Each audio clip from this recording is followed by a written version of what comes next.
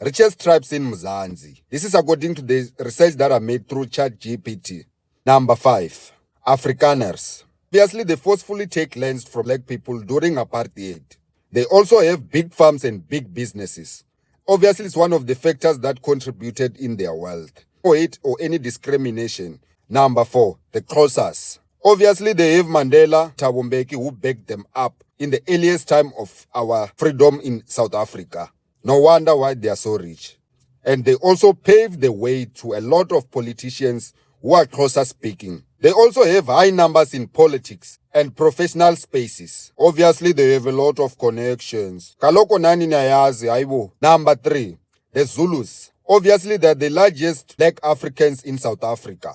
And they are very strong in politics. And they have a lot of business influence in South Africa.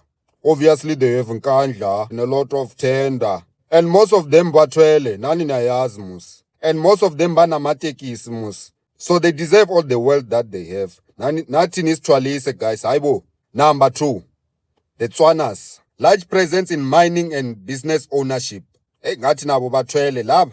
Alatwala, guys. There's a lot of money in the government and cattle farming. Obviously, they have Mutsipe and Lekhanyane who paved their way. Aibo. Dumelang Batswana. Number 1, Bavenda. Ngiyayazi ukuthi nizothi bayaloya, but anyway, according to my research, they are number 1. Why? Many work in government and professional jobs, and a lot of them bafundile. Yo. And also thanks to strong education in the Venda government. Remember, they were an independent state before 1990, led by President Mpepu. Also, they have huge mansions in the rural areas. Also, they have a lot of sangomas, which make a lot of money. Nabantu bati, hey, nibasabe guys. Those guys are badlali.